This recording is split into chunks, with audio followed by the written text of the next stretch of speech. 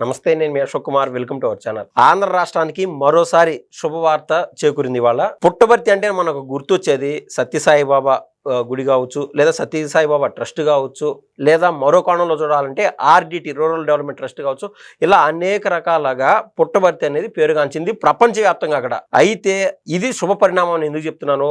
అభివృద్ధికి పెద్దపీట వేస్తూ ఏపీ ముఖ్యమంత్రి నారా చంద్రబాబు నాయుడు గారు కేంద్ర సహకారంతో ఏకంగా 15,800 కోట్ల పైచిలుకు పెట్టుబడులతో దేశానికి ప్రామాణికంగా యుద్ధ రంగానికి పెట్టుబడి తీసుకొచ్చేటువంటి ప్రయత్నం చేస్తున్నారు. దీనిపైన మనం పూర్తిగా డిస్కస్ చేద్దాం. మనతో పాటు ఇవాళ రాష్ట్ర అధికార ప్రతినిధి సూర్యదేవర లతా గారు ఉన్నారు. నమస్తే మేడం. నమస్తే మేడం, మొన్న మధ్య అంటే జనరల్ ఇన్ పబ్లిక్ లో ఎట్లా అనుకుంటా ఉంటారంటే, మా పెదనాన్న కావచ్చు, మా ఊర్లో కొంతమంది మనుషులు కావచ్చు, సహజంగా బయట ఉండేటువంటి వైసీపీ ప్రొపగాండానో లేదా సాయంత్రం 7:30 పెద్ద వార్తలు చూసో పెట్టుబడులన్నీ అమరావతికి తీసుకుపోతే మిగిలిన రాష్ట్రం ఎట్లా అనేటువంటి చర్చ ఈ 15 రోజులు జరిగింటది. కానీ ఒరే మొత్తం అమరావతికి పెట్టుబడులు పోతాయి అనుకునే లోపు ఈ లోపు మళ్ళీ వైజాగ్ కేంద్రంగా అటు గూగుల్ రావడం కావచ్చు, లేదా ఈవెన్ కాగ్నిజెంట్ రావడం కావచ్చు, అక్కడ మళ్ళీ అమరావతి యొక్క ప్రభావం అనేది తగ్గిపోతుంది. మొత్తం పెట్టుబడులని వైజాగ్ అనుకునే విధంగా ఈ లోపు మళ్ళీ డ్రోన్ సిటీ అంటూ ఆ మధ్య కాలంలో కర్నూలు దగ్గర, ఓర్వకల్ దగ్గర, రాయలసీమలో పెట్టుబడులు. ఇప్పుడు వీటన్నిటిని తలదనే విధంగా మళ్ళీ అదే రాయలసీమకి ఏకంగా 10,800 కోట్ల పైచిలుకు దేశంలో ఎక్కడా లేని విధంగా మన ఆంధ్ర రాష్ట్రానికి నారా చంద్రబాబు నాయుడు గారు రక్షణ రంగానికి పెద్దపీట వేస్తూ రక్షణ రంగంలో మన ఆంధ్ర రాష్ట్రం చేయడం ఉండాలని చెప్పి ఆయన అంటూ ఆలోచన చేయడం, తద్వారా ఏకంగా 7,500 పైన ఉద్యోగాలు వస్తున్నాయి. అసలు మీరు ఏమంటారు మేడం? మొత్తం నేనే చెప్తున్నాను అనుకోవద్దు మేడం. రియలీ ఆసే యువతగా నాకు ఒక సాటిస్ఫాక్షన్ అనిపిస్తుంది మేడం. ఇంకోటి మర్చిపోయినా, శ్రీసిటీ దగ్గర సత్యవేడి దగ్గర రాయల్ ఎన్ఫీల్డ్ అది ఇప్పుడే 4 వారం క్రితమే కదా మేడం. లెక్కాచారం ఈవెన్ మనం ఏంటంటే గుర్తుండట్లేదు. ఎందుకంటే రోజుకు ఒకటి రెండు అట్లా అన్నట్టు ఏంటంటే బాబు గారు ఒక సైడు, లోకేష్ గారు ఒక సైడు, ఇద్దరు చెరువు పక్క ఓపెనింగ్స్ జరుగుతున్నాయి, వర్క్ స్టార్ట్ అయిపోయింది. మీరు అమరావతి తీసుకుంటే కొన్ని వందల పొక్లినర్స్, కొన్ని అసలు ఇంకా డెవలప్మెంట్ ఎలా జరుగుతుందో ఆశ్చర్యంగా ఉంటుంది. 3 షిఫ్ట్లలో పని జరుగుతూనే ఉంది. డే అండ్ నైట్ వర్క్ జరుగుతూనే ఉంది. అక్కడెక్కడా కూడా ఇంకా అసలు మనం చూస్తే ఇంకో 1.5 yearలో ఇంకొక అంటే ఒక చాలా డిఫరెన్స్ వచ్చేస్తుంది. ఎందుకంటే ప్రైవేట్ కన్స్ట్రక్షన్స్ ఇప్పుడు ఎక్కడైతే వాటర్ పైప్ లైన్స్ వచ్చినా, కరెంట్ వచ్చి, రోడ్డు వచ్చేస్తే చాలా ఇంకా ఆటోమేటిక్గా ప్రైవేట్ కన్స్ట్రక్షన్స్ కూడా స్టార్ట్ అయిపోతాయి. సో ఖచ్చితంగా ఇవి గవర్నమెంట్ జరుగుతూ ఉంటాయి, ప్రైవేట్ది వాళ్ళ కన్స్ట్రక్షన్స్ మనం చూస్తూనే ఉంటాం. 6 నెలలు పోతే ఒక బిల్డింగ్ కనపడుతుంది ఆ ప్లేస్లో ఖాళీగా ఉండి వెళ్ళేటప్పటికి. అలా ఎక్కడికెక్కడికి మనం డెవలప్మెంట్ కళ్ళ ముందు అట్లా విజన్ కనపడుతూనే ఉంది. ఎందుకంటే వెళ్ళిన వాళ్ళకి, చూసిన వాళ్ళకి తెలుస్తూ ఉంది కాబట్టి. అంటే మనకు రాష్ట్రానికి ఇన్ని నిధులు రావటానికి కానివ్వండి, ఈ రోజున కూటమి ప్రభుత్వం సక్సెస్ఫుల్గా ఇంతమంది అంటే బీజేపీ వాళ్ళు కూడా కానివ్వండి, అందరూ కోఆపరేట్ చేస్తూ, మనకు సెంట్రల్ కూడా కోఆపరేట్ చేస్తుంది కాబట్టి డబుల్ ఇంజిన్ సర్కార్ లాగానే మనకు కోఆపరేట్ చేస్తున్నారు. ఈ రోజున ఏదేది ఎక్కడెక్కడ పెట్టాలి, దేనికి ఎక్కడెక్కడ ప్రసిద్ధి చేయాలనే దానికి ఇప్పుడు ఒకప్పుడు అనేవాళ్ళు హైదరాబాద్ నగరానికి ఒక రూట్ మ్యాప్ అనేది నారా చంద్రబాబు నాయుడు గారి విజన్ అనేది. ఇప్పుడు ఆంధ్రప్రదేశ్కి రూట్ మ్యాప్ మొత్తం. అంటే నాకు తెలిసిన నా పర్సనల్ ఒపీనియన్ అంటే ఏంటంటే మేడం, హైదరాబాద్ అంటేనే బాబు గారు గుర్తొస్తా వచ్చాను. ఆయన విజన్ అంటే మాట్లాడుతూ వచ్చాను. ఇన్నాళ్ళు కూడా అమరావతి అనే పేరు చెప్తే బాబు గారి పేరు గుర్తుంటుంది. కానీ మిగిలిన రాయల్ ఎన్ఫీల్డ్ అనో లేకుంటే ఎన్ని పేర్లని చెప్పి బాబు గారికి చెప్పగలుగుతాము? అంటే ప్రతి చోట కూడా అంత రూట్ మ్యాప్ వేస్తున్నారు. ఏ దానిలో ఇప్పుడు అనంతపురం అనేది ఒక మెట్ట ప్రాంతం, అసలు నీళ్లు ఉండేది కాదు గతంలో. ఈ రోజున కోనసీమను తలదన్నేటట్టు తయారైపోయింది, పచ్చదనం అక్కడ. అంటే వర్షాకాల పంటలే కదా అక్కడ ఉండింది. అలాంటిది ఈ రోజున సస్యశ్యామలుగా పండ్ల తోటల కాడ నుంచి వరి పండిస్తున్నారు, అన్ని రకాల పంటలు పండించుకోగలుగుతున్నారు. కియాది వచ్చినప్పుడు మనం ఏమైనా ఆ రోడ్లో చూస్తే ఎడారి ప్రాంతం అది. అలాంటిది ఇప్పుడు ఒక నగరం లాగా తయారైపోయింది, అది ఒక మండల స్థాయికి వచ్చేసేసింది. అంటే ఒక ఎడారిని కూడా ఒక చిన్నపాటి నగరం లాగా తయారు చేయగలిగిందంటే అంటే విజన్, ఆయన ఆలోచించిన విధానం. అక్కడ కూడా మీరు చూడండి పచ్చదనం ఎట్లా వచ్చింది. కియా కంపెనీ వచ్చిన తర్వాత అదంతా చుట్టూ పచ్చదనం వచ్చింది. అంటే ఒక గుట్టలాగా, ఒక ఎడారిలాగా అనిపించింది. ఒక తప్పుదారి కారు కానీ ఆగిపోతే ఆ ప్లేస్లో ఆడ ఇంకా చచ్చిపోవాల్సిందే, అలా ఉండింది ఆ ప్లేస్. ఎందుకంటే అటుపక్క నరమానవుడు రాడు, ఒక గ్లాస్ నీళ్లు కావాలంటే దొరికేది కాదు.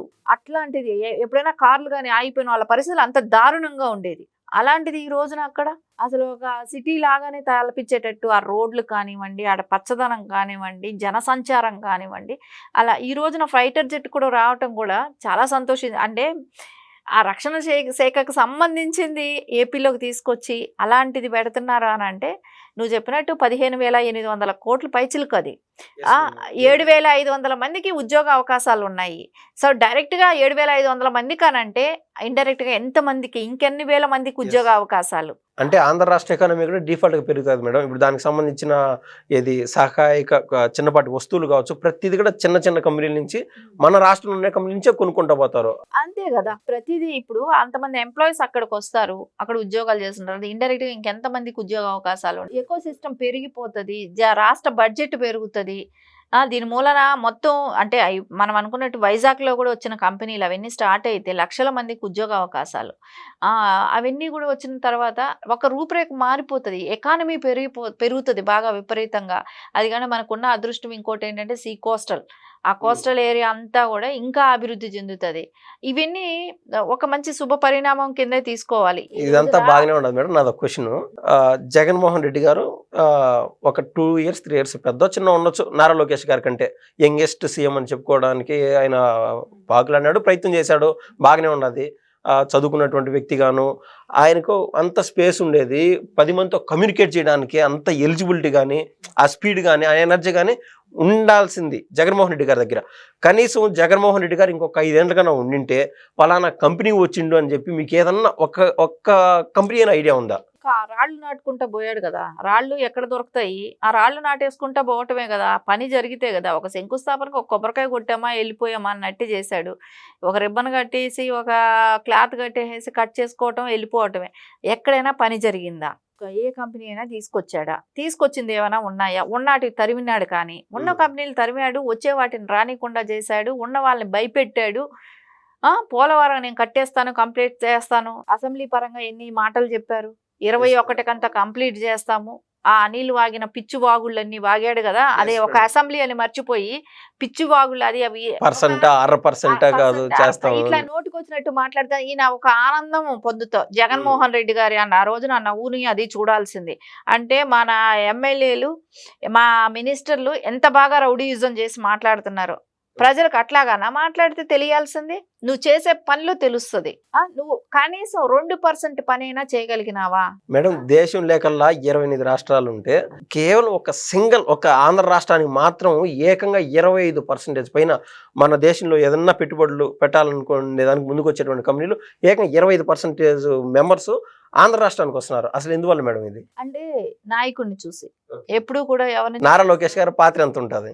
ఇప్పుడు ఒక పార్టీ భవిష్యత్తు చూస్తారు. ఎవరైనా ఒక కంపెనీ వస్తుందని అంటే ఈ పార్టీ మనుగడ ఎట్లా ఉంటుంది, ఎందుకంటే జగన్మోహన్ రెడ్డి గారు వచ్చినప్పుడు చూశారు కాబట్టి వాళ్ళకి ఒక జగన్మోహన్ రెడ్డి లాంటి వాడు మళ్ళా వస్తాడేమో అనే ఒక భయం అనేది ఉంటుంది కదా. కామన్ థింగ్ అది. ఎవరికైనా ఒక కొన్ని వేల కోట్లు తీసుకొచ్చి ఒక రాష్ట్రం మీద పెడుతున్నారు అని అంటే వాళ్ళ భవిష్యత్తు కూడా ఇంపార్టెంట్ అక్కడ. సరే, అక్కడ ఉన్న నాయకుడు ఎలా ఉంటువాడు? నారా చంద్రబాబు నాయుడు. ఆయన మూలం నో డౌట్, ఎవరికి కూడా డౌట్ లేదు, ఆయన అభివృద్ధి పరంగా ముందుకెళ్తాడు. రేపు తెలుగుదేశం పార్టీ భవిష్యత్తు ఎట్లా ఉంటుంది అనేది కూడా ఆలోచిస్తారు. ఆ పార్టీ భవిష్యత్తు ఉంటేనే ఈ పార్టీ అధికారంలో ఉంటుంది. ఆ అధికారంలో ఉంటే దాని తర్వాత నాయకులు ఎవరుంటారు అంటే ఖచ్చితంగా నారా లోకేష్ గారు కనపడుతున్నారు. ఆయన స్పీడ్ కనపడుతుంది, ఆయన మాట వాక్త చాతుర్యం కనపడుతుంది, ఆయన క్యాడర్తో ఎంత మమేకమై ఉన్నారో కనపడుతుంది, క్యాడర్కి ఎంత దగ్గరగా ఉన్నారో తెలుస్తుంది, అభివృద్ధి పరంగా ఎలా ముందుకెళ్తున్నారో కనపడుతుంది. ఇవన్నీ కనపడినప్పుడు ఖచ్చితంగా ఇండస్ట్రీలు కానివ్వండి, ఏ ఇన్వెస్టర్ వచ్చినా కూడా అండి వాళ్ళకి స్థిరమైన ప్రభుత్వం ఉండాలనేది ఒకటి చూసుకుంటారు. ఆ స్థిరమైన ప్రభుత్వం ఏపీ కనపడుతుంది వాళ్ళకి. సో 1-2 కాదు, ఇన్ని వేల కోట్లు లక్షల కోట్లు పెట్టుబడులు వస్తున్నాయంటే అదేం ఆషామాషి పని కాదు.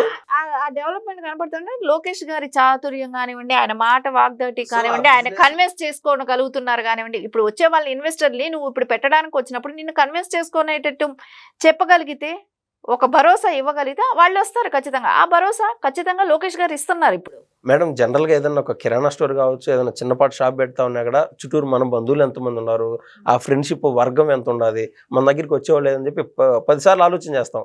సో ఓవరాల్గా ఇంత లక్షల కోట్లు వేల కోట్లు పెట్టుబడి పెట్టేటువంటి కంపెనీలకి వాళ్ళకి అంతో ఇంతో డేటా ఉంటుంది, గ్రౌండ్ వర్క్ చేసింటారు.